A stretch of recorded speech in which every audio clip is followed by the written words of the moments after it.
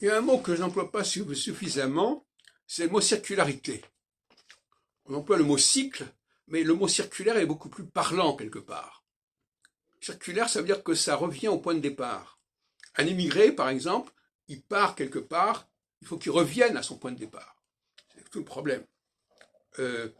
Toute phase passe par des états successifs, mais on revient toujours au point de départ.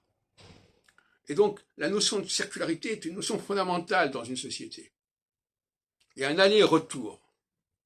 Et des gens qui veulent remplacer la circularité par la linéarité sont problématiques. Ils sont des dangers publics, en fait. La circularité, c'est le cercle, c'est l'ouroboros, c'est le serpent qui se mord la queue. Et l'astrologie, bien entendu, doit être circulaire, ce qu'elle n'est pas suffisamment.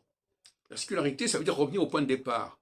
Mais si, en astrologie, on s'est évertué aujourd'hui à ce qu'il n'y ait pas de point de départ, parce que les configurations ne sont jamais les mêmes.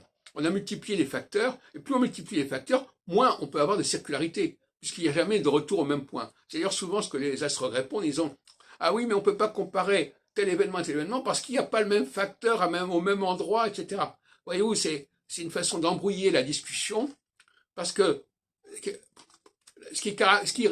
la zone de confort de l'astrologue, c'est la multiplication des facteurs. Parce qu'à ce moment-là, on ne peut pas le coincer. Il y a toujours un autre truc qui peut sortir, qui peut revenir, qui va se rajouter, qui fait qu'on ne peut pas comparer, qu'on ne peut pas dire la même chose, etc. C'est vraiment la zone de confort. Et plus on a de planètes, plus on est dans la zone de confort. Le thème astral, c'est vraiment la zone de confort idéale. On peut dire n'importe quoi, on a toujours un autre élément qui peut jouer. Si c'est pas un aspect, c'est une maîtrise de telle planète sur telle planète, ou de telle maison sur telle maison. Enfin, on peut toujours se débrouiller d'une manière ou d'une autre, et on peut embrouiller surtout les gens.